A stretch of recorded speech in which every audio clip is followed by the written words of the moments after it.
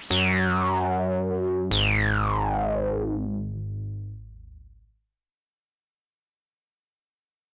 episode of Gag Me with a Knife is brought to you by Podcorn. Podcorn is a marketplace connecting podcasters to amazing podcast sponsorship opportunities such as host read, ads, interview segments, topical discussions, and more. And who doesn't like to make a little money while doing their podcast passion project? With Podcorn, there is no middleman, one of many things I love. Podcasters of all sizes can browse and choose opportunities right on the platform, set their own rates, and collaborate with brands directly. And you never give up any rights to your podcast. Podcorn supports and protects you at every step and makes sure you're compensated for the work that you do. Podcorn has been super easy for me to use. I get notifications through my email and can browse sponsorships that look like they might fit with Gag Me with a Knife. The process is super easy, and that's what I love most about it. You can click on the link in our show notes to sign up and begin browsing sponsorship opportunities. After listening to the episode, of course.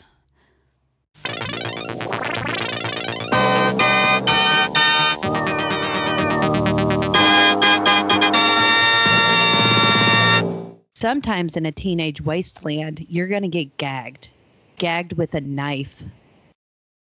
Hey everyone, this is Emily and Alex again with another episode of Gag Me with a Knife. Tonight we're going to be talking about Sleepaway Camp 3, Teenage Wasteland. Take it away, Emily.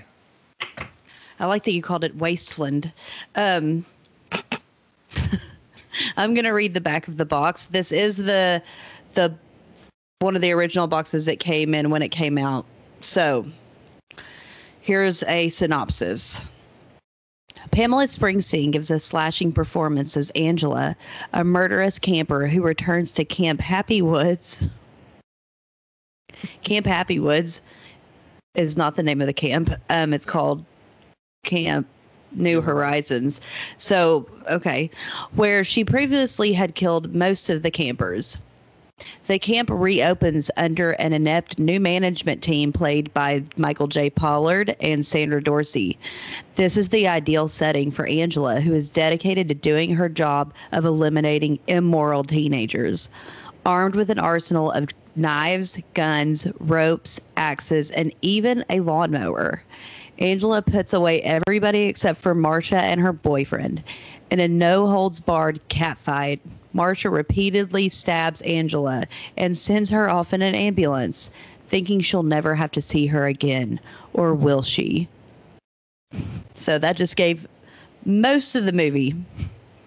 Yeah, I mean, and I don't think anyone's going into this movie with any preconceived notions that there's going to be any suspense per se. I mean, we know what we're getting into. We were already, thrown into the Angela's the killer. It's still Pamela Springsteen in part 2. So I think what we're looking forward to in part 3 is just more Pamela Springsteen realness, just giving us fun kills, great one-liners, and just really, extending the humor and entertainment that we got with part 2. But who writes on the back the ending of the movie?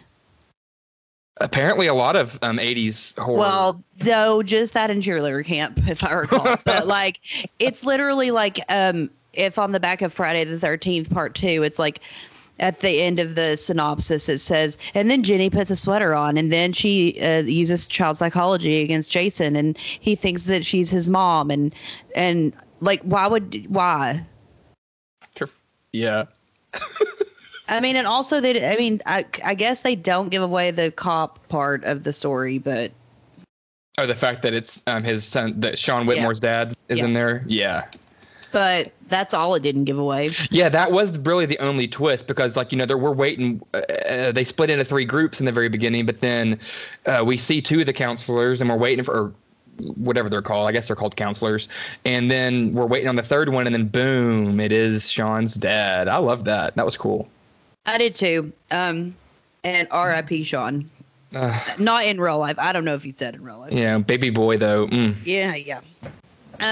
So I think this one's actually, I don't know. I think that the second is probably better than this one, but I think they're pretty close for me. I do like in this one that it really, really goes into classism because it's it's like a social experiment where they've gotten teenagers from the upper class and teenagers from the lower class, and they're putting them together to see how they work out. I mean, in this experiment of sharing love, harmony, and peace for a better understanding between the rich and the poor. Yeah. While one of the counselors is like the sleaziest thing on earth. And then the other one, his wife basically thinks she's on Lifestyles of the Rich and Famous over here. Yeah, she's like, get me. You know what? I mean, Angela, you could have just gone ahead and killed her first. Like, really? No one would have cared. She was fun. I just like it. I just love her. We'll get more into her, I'm sure. But I do like, at the beginning, I love the news reporter and the she thinks, well, Angela has taken the name Maria because she's going to this camp under someone else's, like she kills a girl to take her place at the camp. I don't know how Angela would have known this girl's going to this camp or anything. Or how she knew what she was wearing, because whenever she runs her down in the alley and you see her, Maria Nicostra's dead body at the end of the alley, Angela looks over. She has the exact same hairstyle and she's wearing the exact same outfit. It's like a little single white female for me. Yeah. But it makes you wonder, do you think that Angela also got milkshake tattooed on her tits? Like Maria Nicostra? No, she would never do that. You don't think she's method acting? I'm sure she thinks tattoos are immoral. Yeah, no, I don't think she was that. I mean, no, she would never do that. You remember in the second one, she wears those like heinous bras. So she has that heinous bra in this one too, doesn't she? That looks like a corset. Oh yeah, I don't remember which one they talk. I think they talk about it a lot in the first one, but I mean, we've got some really gross characters here. One of the rich girls, you think she's really sweet. You're gonna have to help me with their name. Cindy.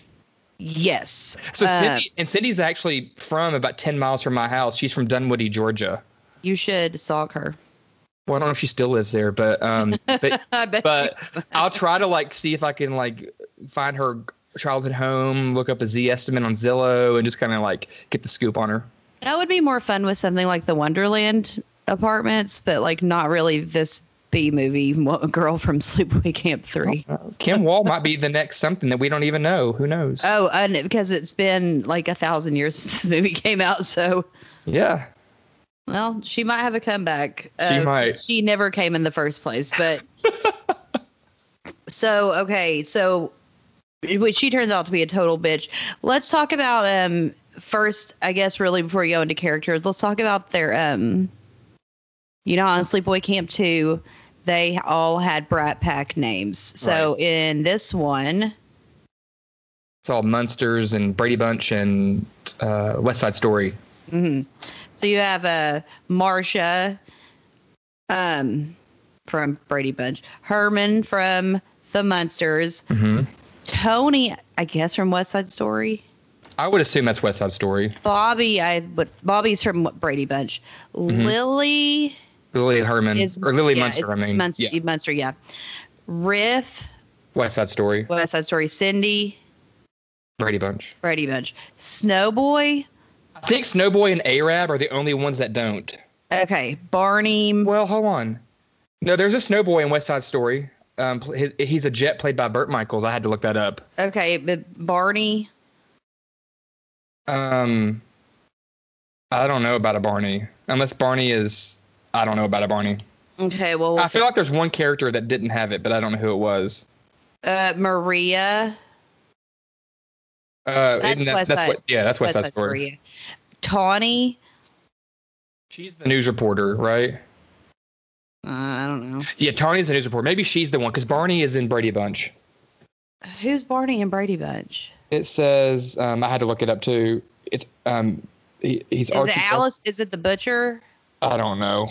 Alice's boyfriend, or maybe it's their dog's name. I don't know.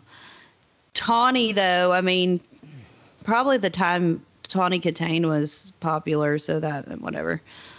Greg, Brady Bunch. Peter, Brady Bunch. Anita, I think that's West Side Story, isn't it? I think so.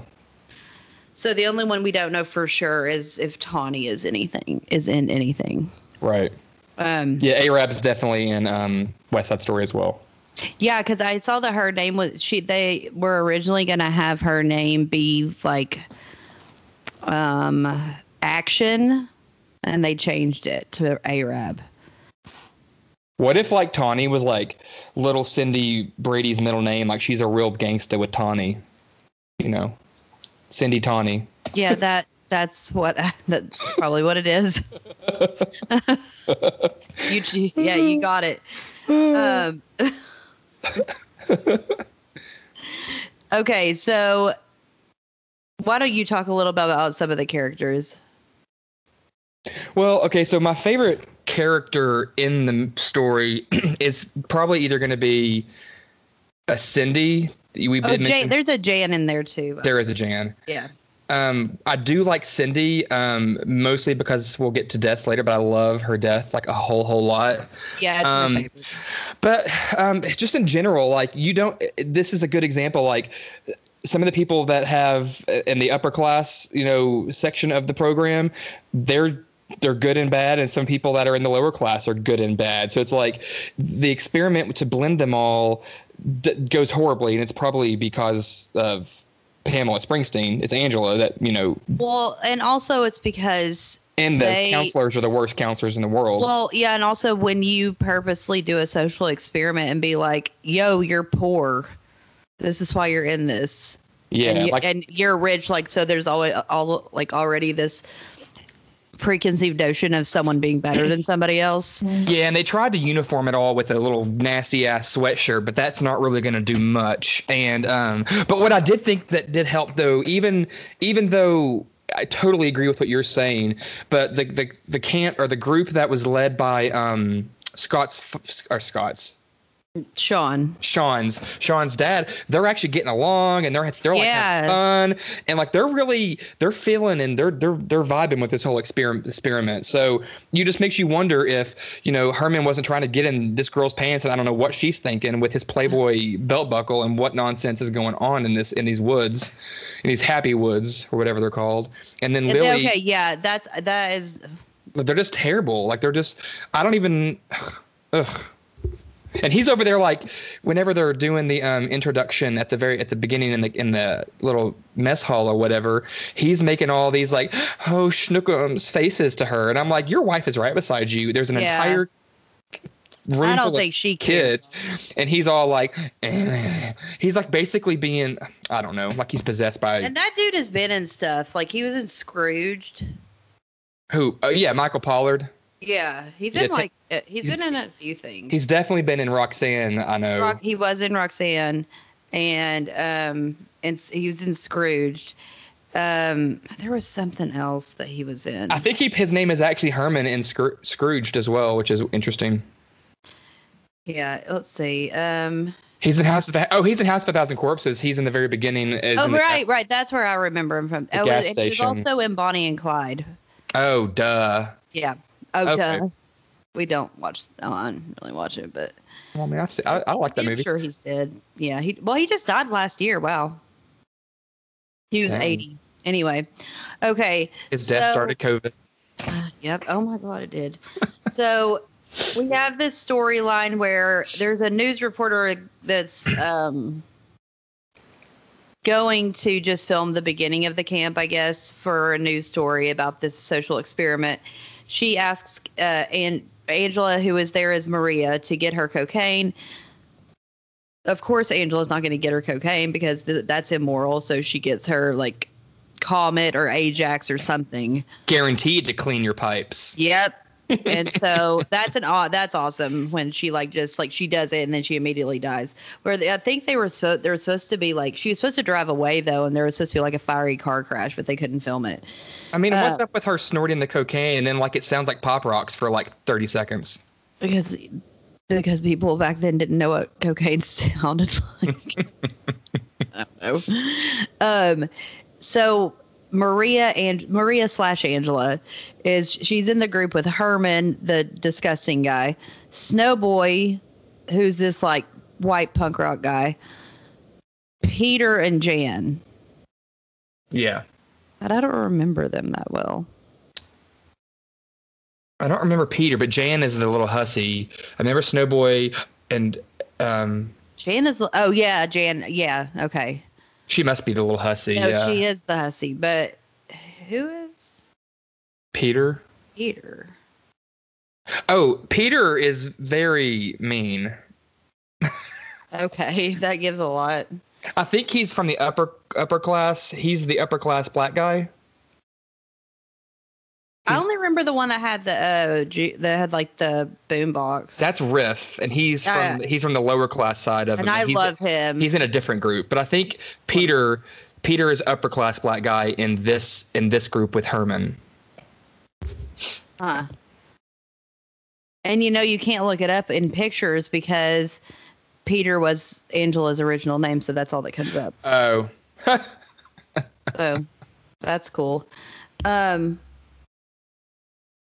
Wait, was he the Asian guy? No, he's definitely the black guy. He gets a firecracker thrown in his face and blows up. He keeps throwing firecrackers at her the whole movie. Oh, right. I thought that was Snowboy, but... No, Snowboy's just like obsessed with his spray paint. And he's like spray painting everything. Like, why? I don't remember that guy being... Oh, well, whatever. Doesn't matter, I guess. So then, Snowboy and Peter go to fish. Herman and Jane are having sex. So, of course, they get killed.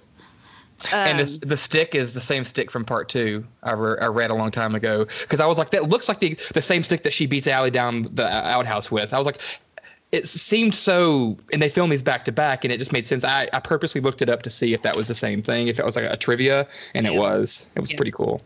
So, yeah, and like you said, so she kills them, and then when she sets off a firecracker in Peter's nose and burns Snowboy alive. Yeah, and I think along with the other bodies that are in that tent. Yeah, I think for Herman, though, what she was supposed to do, she was supposed to burn his crotch and call it a weenie roast, but like the Tawny death, it was cut for budgetary reasons. So she ends up just beating him with a stick and then shoving it in his mouth instead. Okay, so then her plan is to just travel camp to camp. So then she gets to Lily's campsite. Lily is the terrible woman. That terrible, terrible woman. And so at this point she's in a group with Bobby, who, oh, by the way, I found out the guy that played Bobby did he was like, it's the stupidest trivia, but it's really funny, and because he's so lame. He currently stars as the son in the Jimmy Dean breakfast commercials. That's awful. So Bobby's there, Cindy, Riff, and Arab. Yes. So Angela switches places with Arab. That's the first one. Yes. Yeah. Yeah. So then she gets the axe to the head. Lily sets the campers out on a trust building exercise. Of course, she puts her with Cindy, where we get to the best death. That's the, let me see if that's Flagpole. what I had written down. It's actually not my favorite death in the movie. Okay, well, it's mine. Especially if you had the old one that they put out Red Cross sued them, so they had to put the box set out of print because it used like Red Cross imagery on it, but they had all the deleted scenes, and the flagpole scene, it shows like so much more of her being like from the top being just free falling, and then her head exploding into the. I don't think that would have been my favorite kill had I not seen that deleted scene. But however, that's what you get for being a racist, a fornicator, a nasty, snotty bigot, a cheerleader, a drug taker, and a real nice kid with drugs and smoking. She's like, yeah, you're real nice. You can be a cheerleader. Well, she said all those things to her for like killing her. I know, but there's no reason to kill someone just because they're a cheerleader. That sounds like a little bit of jealousy to me. Okay, let's go to cheerleader camp. We can go back to that. Well, and we can talk about how this is not real cheerleaders. So, no, but see, I her death. It really hurts me. Like, it's one of those I don't like to watch because the way it sounds when her head hits the concrete, it's like you can feel it. It looks real. It really does look real. Okay, so then she gets Lily and tricks her. And I don't know how she does a trust experiment with her and then pushes her into this like whole, like, I don't know, just a bunch of trash bags in a heap. Yeah, because they were burying their trash because it was cheaper to bury the trash than to hire an actual trash service. So Lily, But they were all just there. There wasn't like any dirt over they there. hadn't buried it yet. But I also don't know why there was so much trash when the camp had just started and it was like 5 people. Not yeah, really, and there were like 30 bags. There's like 30 trash bags. They're probably the same bags that Maria DeCosta flew into at the very beginning. Probably. She just brought him. She's probably. So then we have the lawnmower death because she runs over Lily's head, which was greatly gratifying. So that was actually my favorite death, just because she does bury her up to the neck, pulls her blindfold off, and then comes and runs her over with the lawnmower, and basically just for being greedy, lazy, and bossy. And it's just amazing. Hearing Lily Miranda scream really gives angels wings and makes me smile. Yeah, she's just a disgusting woman. She's awful. So but in the meantime, she has been fake seducing Bobby, who is the lamest person that has ever existed on Earth.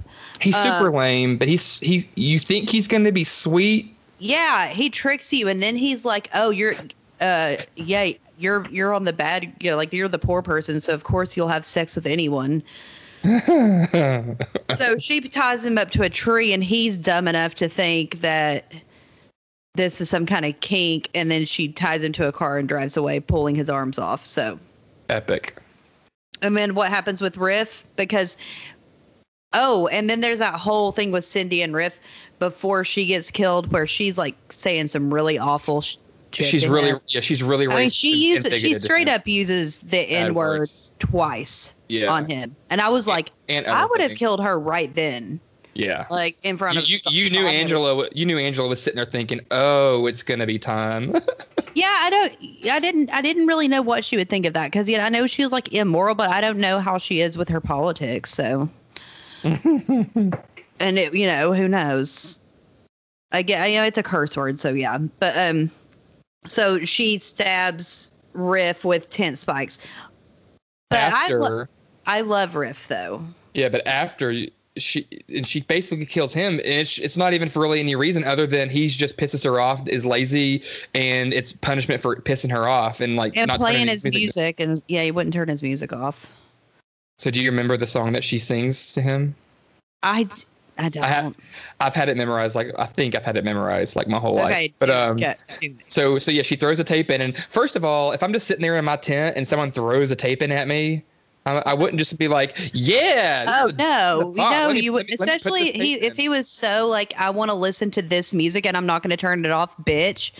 Then he just gets a tape flown from the sky and is like, well, so much for this thing I wanted to listen to so much. I'm going to listen to this. I guess I would be curious. I'd probably do it. Yeah, maybe. And it's not nearly as bad as the rap from the movie Cheerleader Camp with the two guys in that. But it's like, angels are pretty. Angels can fly. Here is an angel that can make you die. You've got no style. You've got no flair. All you do is fight and swear. So say your prayers and make amends, because your life story is about to end. That was better than the Cheerleader Camp one, which, by the way, I played for my roommate and one of my best friends, Brandon. And he was like, that's so bad, Emily. And I was like, I know it is, but it's like, I did it like in the movie. It's bad in the movie, okay? Don't think I just butchered it.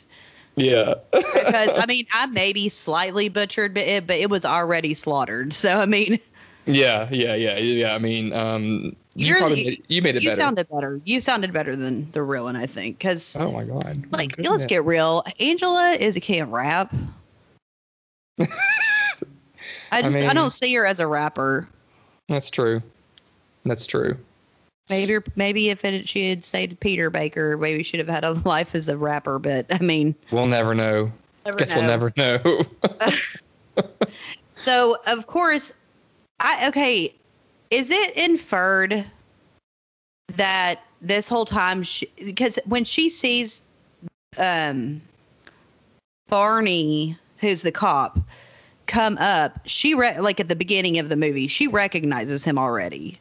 Oh, she totally knows who it is, because she puts her glasses back on over her dark, baggy eyes. And yeah. So she I think we can say that it's not like a surprise that it wasn't pre-planned. It was planned that she was going to go to theirs last. Oh, and yeah. It just so happens that it is the best. It has Barney, Tony, Marcia, who they kind of get together, but they're from the wrong side of the tracks, Well, they were on either one side. It was a Pretty in Pink situation. Yeah. And then Anita and Greg, Greg is the Asian guy, right? Yeah, I think his name's Greg Nakashima, so that would make sense. And Anita is. I think she's got. Well, no, I thought that's the girl from the second movie. She's black. She's like a black girl, but she's right. Oh, is that this movie? I thought she was a short, little white pixie girl, but that could be the counselor from part 2 that I'm thinking of. Yeah, no, it is definitely she's black because there's not another black female in the movie, so it would make like. It has to be her then. Yeah. And then they're like, well, we have to take you back there. We have to take you back to your other camp. You can't come here. And because she's supposed to switch with Marcia. And of course, Marcia doesn't want to leave because she wants to be with Tony. So when they all walk together to go back to the camp, she fakes a leg injury and he tends to Angela. Marcia discovers Lily's body and flees. And after a tense standoff, it's not even that she just discovers it. Like basically she's like, she's hanging out. She's just sitting on her ass out back. Go see. Like she basically sets it up. Yeah, she tells her to go out there because she wants to have a standoff with Barney. Yeah. So she just shoots him. Well, and yeah, I'm mad. If that's what it sounds like, if that's what it sounds like when I'm mad. If I grunt like Cujo, but not. No, that didn't sound like. Well, I'm steaming literally. No, she's got her hands behind her back. Like we see that she's holding a gun. She's slowly coming closer while he's flipping tables and knocking over bread baskets, about killing his son. But like, you're a cop and you're like, she's approaching you slowly. She's a maniac. And yet you don't think, why are her hands behind her back? You dumb fucker. You deserve to be shot like that. That was real dumb. God, what a waste. And like, what a total like. And what exactly, because that's like the big thing. You're like, okay, because this was the third one too, and they didn't have plans to make another one, and until 2008, and that's only because of fan response from the movies over the years and like on the internet. So why couldn't they have had? Yeah, she could have killed all these other people, and that's fine, but like, get him some justice for his son at the end.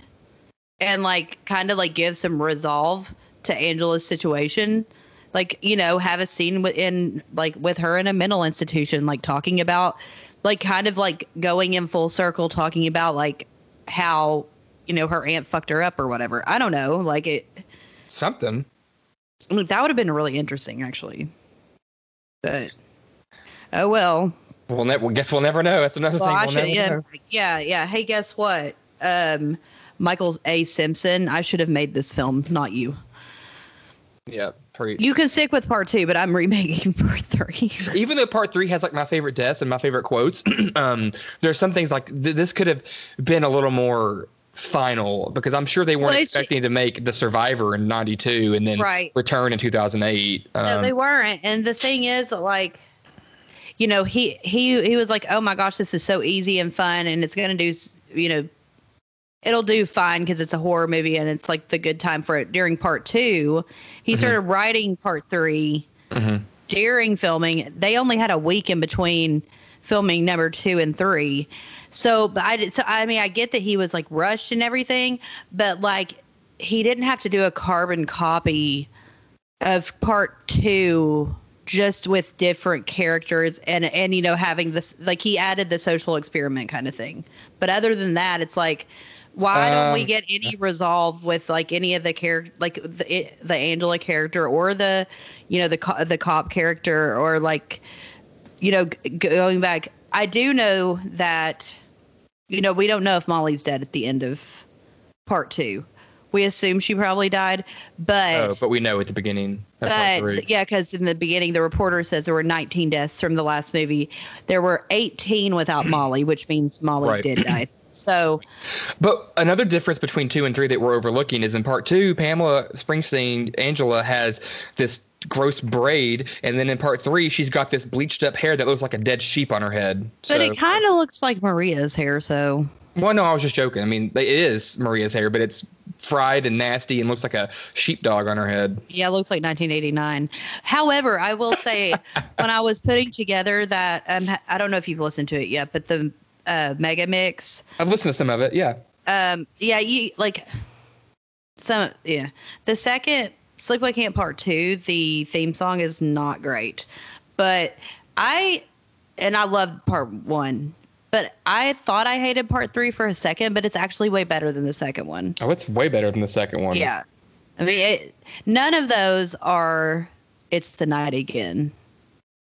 But, from He Knows Your Love. Nothing can top that. Nothing. Except for the prom night theme, which is really good. Yeah. But what I don't remember what I was saying when I It's about music and the Teenage Wasteland, maybe. Yeah, I mean it did have a better soundtrack. Well, it had a better theme song.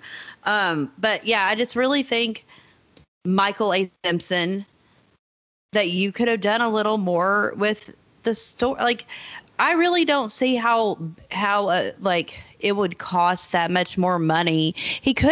What they could have done is used the mess hall or whatever, and use that as the mental institution at the end or something. Like, just set it up. So they wouldn't have to buy anything. I mean, they'd have to buy the stuff to set it up, but they wouldn't have to have a whole nother place because they already have it. It's just I really want to hear what Angela has to say about her whole situation, because we never get that. I don't even think we get it in return. I mean, we sort of get we get a little bit in the second one that she's talking about herself in the first movie, but we don't get anything else about I'm saying the first movie. I want to hear what she has to say about, watching her dad. Well, yeah. First of all, watching her dad have a gay lover. Right. Because that's kind of, I mean, there's scenes in the movie, but they're kind of okay, and then we move on, and we don't really know what it's supposed to mean. And then, there are different ways to interpret it. So then, the aunt makes her have a sex change. So, bizarre. Yeah, it's just I know you're not going to tell Molly this, or who, you're not going to go up, but Molly in the first. Oh, in the second one. Yeah, but in the third one, at the end, I just wish there was some resolve with humanize her some, because she's been through a lot. Well, I know it doesn't give her any good reason to kill people that are immoral, but I mean she's clearly fucked up from this experience, and it would be nice to have some resolve for that, or explanation. It would have been nice for the cop to live, because it's because from the beginning it sets it up oh my God, there's going to be a showdown, because this is the guy that originally arrested her, and she killed his son, and then it's the showdown lasts 10 minutes, and then she just shoots him. Not even. And that's not even the end of the movie. I guess the resolve is just basically she becomes a fucking psychotic, deranged killer, and we don't need to know why. It's scarier, even though it's not scary at all, if she doesn't have, we don't know her motives.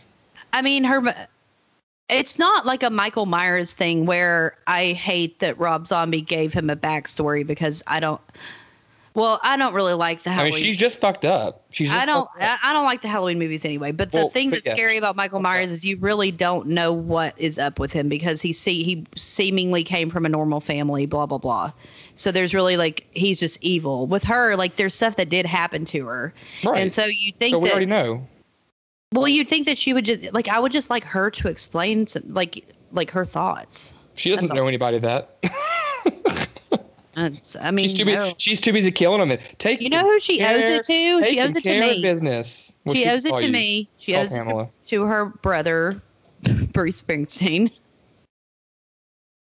And that's it. But So anyway, so she kills Barney, but she's not done.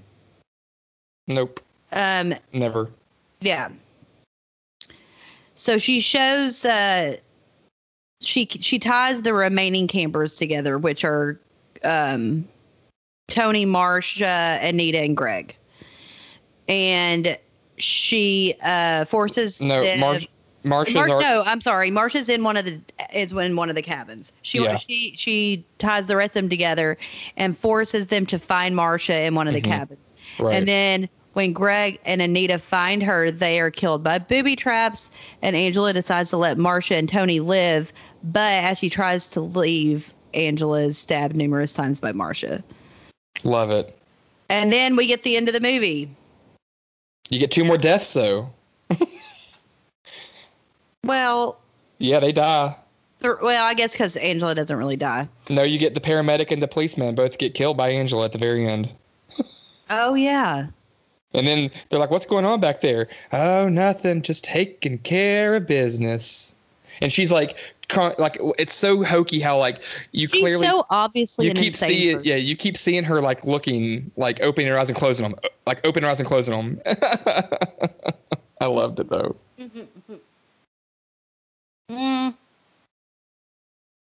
Sorry, I was taking a sip of a drink. Anyway. I shouldn't have done that because now I have to cough. Okay. So I was going to do some trivia. We've already given some, but I thought I'd give a few more. Go for it. I'm here for it. So both part 2 and 3 were filmed over a 6-week period. That's crazy. That's like a crazy amount of time. There's a lot of dead people in 6 weeks. A lot of dead people. Yeah, that's what it's 19 plus however many are in this movie. I think it's less than in the last one. It's 16, so 19 16. Plus, what is 19 plus 16? 35. Yeah, I just didn't want to do it. So 35. Okay, I wasn't like saying that because I'm like an idiot. I just really didn't feel like doing it. So, what? I'm getting like notifications. I have to if I have sufficient funds in my account for something. Anyway, well, you're getting a notification from me. Let's do some trivia. Okay, so the hockey mask Angela used in Sleepaway Camp 2 is seen in the fishing scene as it's pulled out of the water. Another camper remarks that the date is Saturday the 14th. I mean, who cares? So the license number on the truck correspond with like the truck she drives corresponds with the house numbers in A Nightmare on Elm Street. I would have never noticed that, I don't think. Guess what song they used? Like, not the song they used, but like to get the name Teenage Wasteland. I don't know the name of it, but I know it's a Who song. It's Baba O'Reilly. Oh, but that's a Who song, right? Yeah. Yeah. I don't really like the Who, but I mean, I like Pinball Wizard. That's about it. Bye. I like that one song that was off of Armenia in the Sky or something. It doesn't sound like the Who. That's probably why I like it. I mean, yeah. And when it comes to Pinball Wizard, I like it when it's sung by Glee, whatever. And I like it. Is that the one they used Baba O'Reilly in the trailer for Stranger Things 3. I think you're right. So I like that. Okay. Yeah. Okay. So Jerry Silva. Whatever. I think he wrote both of them, so it doesn't matter. Why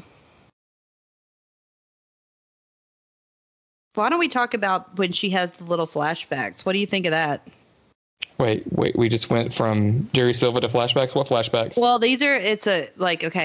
like when she's like, she goes to the mess hall and she starts having the flashbacks of her singing. And she's like, you liked me. Mm-hmm. You liked me. Like, I don't remember that in the movie. Was that in the movie in part 2? Uh-huh. But No, but she's like remembering getting like some of it's like bullshit, like that she's made up in her head.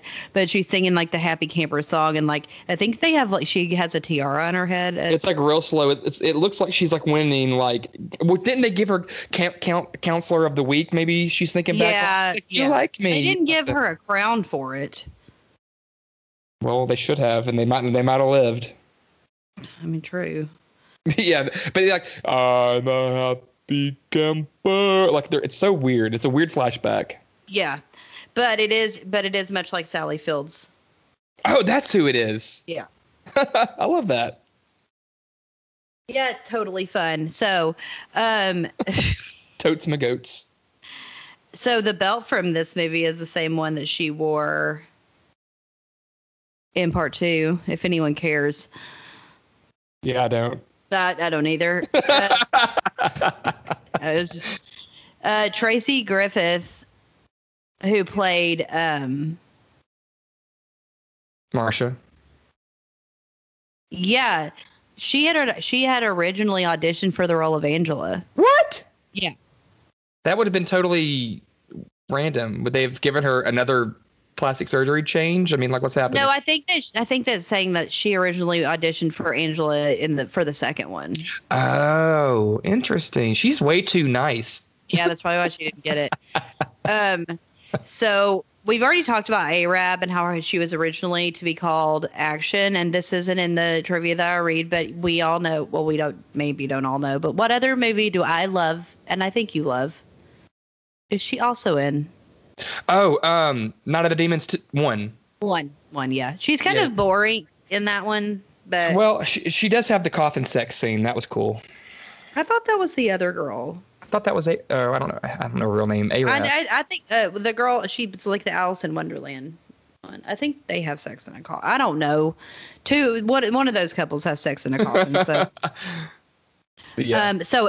So also Tracy Griffith, who played Marsha, and Mark Oliver, who is I'm assuming is the guy that played Tony, did have a thing. Tony was a stud. I know. I mean, good Lord. He was so sweet. I could have danced all night. Yeah. Oh, gosh. Yeah. But it only lasted a few weeks. So. Womp. Yeah. And we talked about the names. Apparently, during production of both of these films, Pamela Springsteen did not tell anyone that she was actually Bruce Springsteen's sister, and they didn't find out about it until years later. That was probably because Bruce told her not to tell anyone. He was probably like, "Hey, I got an album coming out. I need you to shh." Yeah, or just don't do this, please. So. Yeah, you talked about it, the weenie roast thing.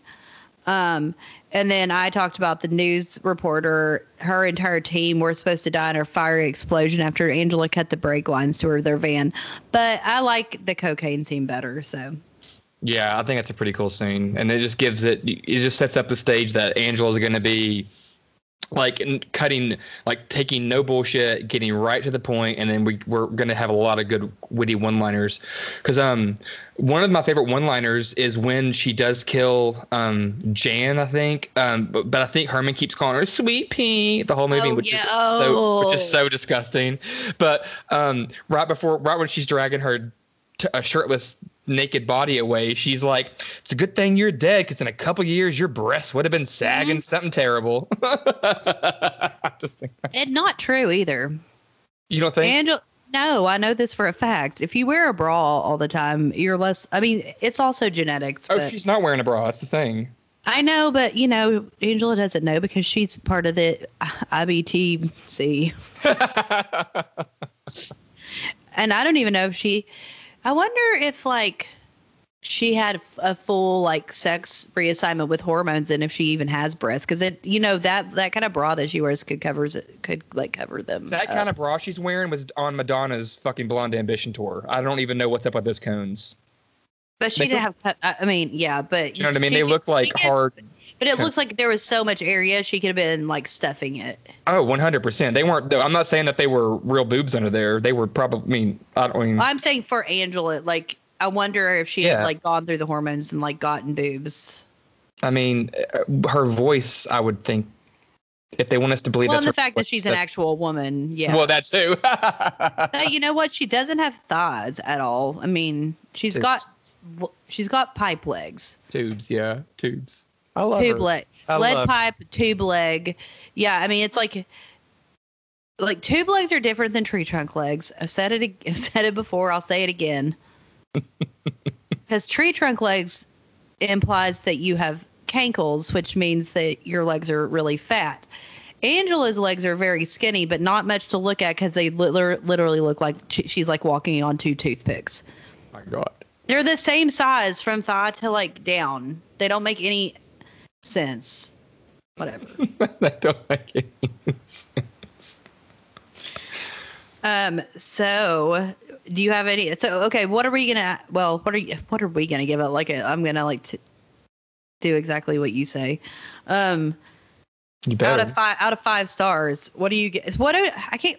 Did we? I don't think we gave Sleepaway Camp 2 stars. I don't think we rated the second one in our podcast. So we'll just do it now. Yeah. Okay, so part 2 out of 5. I'm gonna give it a solid 4. Yeah, I'm gonna give it a 4 as well. Because I think I give the first one a 5. The first one's definitely a 5. And I think the third one would be because I get to do them by quarter percentage. Yeah, quarter percentage. I'm gonna give the third one a 3.75. Well, if we get to do quarter percentages, I'm gonna change my 2 to a 4.25, and then I'm gonna give part 3 a 3.75 as well. Okay, yeah. Because I love part 2. I do too. So I think 4.25 is actually probably more accurate. I mean, and I think that from the 3.5 to 3.75, I can support that with Cindy's quote from this movie when she's like, I just like movies with good acting, like Gone with the Wind or The Care Bears. Oh my God. Bitch, I hate her so much. God, she's so awful. Like, okay, so I'm gonna find out where she lives and I'm gonna dress up like a Care Bear out of her house. How about that? Because she's the one that lives. She's the one that should be living near me. So what would I'd be like, hey, I'm a good actor. Look at me. What do 1989. Am I ringing any bells? And then I'll raise up the flagpole and be like, how about now? Oh, remember when she kills Bobby and she says, thank God there will be one less idiot in politics. Oh my God. Well, she didn't know that wasn't going to be true, but good stuff. Party all night, Teenage Wasteland. Our boy Snowboy. So his death was pretty good. I have it on a I liked his because he was a creep. And then after she blows him up in the tent, it kind of like he kind of goes like he kind of like lets out a little squeal of air out. It's like very whimpery. Oh, so here, okay, I'm finding the place where Bobby's being gross. Because at first they're just talking about like why he even came. Oh, for his resume or whatever. Yeah. So he says, "I think you're nice," and she says, "Thanks." And he's like, "Do you think I'm nice?" She's like, "Yeah, I guess."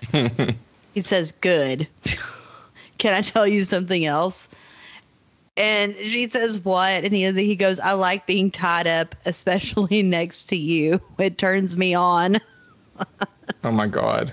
And she says, stop, like for real, like stop. Not like, oh, my God, stop, like stop. And he said, I thought you wanted it. And she said, no. And he goes, your type always does. At least not now.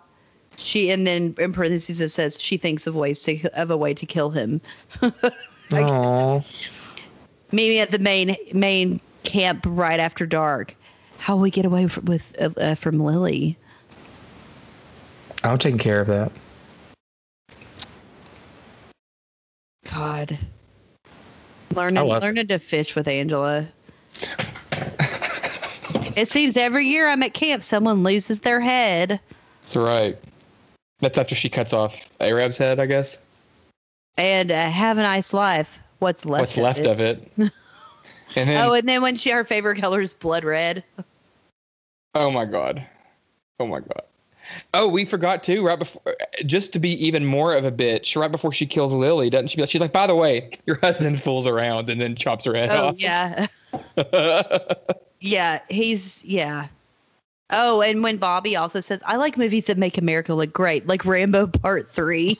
Rambo Part 3. And Riff says, ones with tits and blood. I mean, valid. Gone with the Wind or Care Bears. I love it. Marcia says, oh God, that Tony guy's hot. And Cindy says he's Mexican. What a bitch. I know. That's why she gets to say later, why are you doing this to me, Angela? Because you're a cheerleader, a fornicator, a drug taker, a nasty, snotty bigot. And besides that, you're real nice. Yeah, see? Yeah. She gets. I love it. Yes, it's good. It's a great movie. I highly recommend it. I've seen a lot of people hate on this movie, and part 2, actually, for that matter, just because it's such a turn from part 1. Oh, it's a totally different vibe. I mean, they wanted it like that. So, but I don't really think it's like I don't think it's up there with what are those movies like The Care Bears? No, Student Bodies, like those actual parody or like scary movies, stuff like that. I don't think they're that kind. Like some people see them as that. I think they're like black comedy. Oh, 100%. They're supposed to be. Like, yeah, I don't think, and I think people are just watching them the wrong way, or maybe they're, we did watch it when we were younger, so maybe there's nostalgia there. But I mean, I think the deaths are good enough to get away with the silliness of it. Oh, 100%. Because why are you watching a slasher movie if you like want something really serious? True. We just don't. Go watch Gone with the Wind or the Care Bears. Or Rambo Part 3. Or Rambo Part 3, because those are the top 3 movies of all time. So do you have anything else you want to say about either the series or just this movie in general? No, I'd like to end each episode by gagging with something from, the movie. But in this, I'll be gagged with Comet, gag me with a firecracker, gag me with an axe, gag me with a tent spike, gag me with a Jeep, gag me with a pistol, gag me with a syringe. Just gag me. Just stay gagged. Gag me with garbage filled with rats and a lawnmower. Preach. Yeah. Gag. She doesn't gag anyone with a knife, does she? Not in this one. She gets gagged. She gets stabbed with a knife. Hey, when we remake this movie, mm-hmm. so we can do what I want to do with it, we can have a gag me with a knife. Are you going to have me be Angela? That'd be great. Yeah. Yes. I don't know who I'll be. I'll probably make myself be the hot girl because I always. You'll be Marcia or Molly. Yeah, of course, and I'll make like some poor soul that just needs the money be like my love interest just so I can kiss them in the movie. That's fine. That works. I mean, yeah. I'll kill you just the same. Because at the end of the day, if Molly or if Angela had seen how Marcia was, remember at the very end, Tony's like, well, I'll call you. She's like, I actually have a boyfriend. And we're like, what? What, bitch? Yeah. So that would have probably pissed off Angela. But also, going back to part 2, I still don't understand why she kills Molly. I mean, it's okay. I do. It's because she's found out. But that she should have let her get away or something and just changed her face or something, because she really didn't do anything wrong. She was really good. I loved her. And she was letting Marcia and Tony get away. She was. So why couldn't she let Molly get away? If you're looking for answers, you might want to turn to the Care Bears, because I don't have any fruit and sleepaway camp for you. Molly probably would have told her brothers, Charlie Sheen and Emilio Estevez, and her dad, Martin Sheen, about it. Yes. And her mother, and her mother, Mrs. Martin Sheen. I don't know her name. All right. Well, it sounds like this is the end of Janet Sheen. Janet shaming. Janet Sheen. That's the name of her name. Oh, it is? Whatever. Martin Sheen's wife is fine. She wasn't like big trying to get her name out there or anything. So, True that. I mean, anyway, whatever. I'm sure is he still married to her? That I don't know. No, who cares? Anyway, I would assume. I bet he gags her with something, not a knife. Shit. He's 5'7". I doubt that. He stands up and does it. I doubt that anyone's gagged when you're 5'7", but. Oh, you could. It depends on your gag reflex, but a stump could do it. He might have a big old chode. You don't know. God. I don't want to know. All right, everybody. But anyway, stay I'm actually gagged. I'm actually gagging right now. I'm actually gagged. This is another episode of Gag Me with a Knife. We'll see you next time.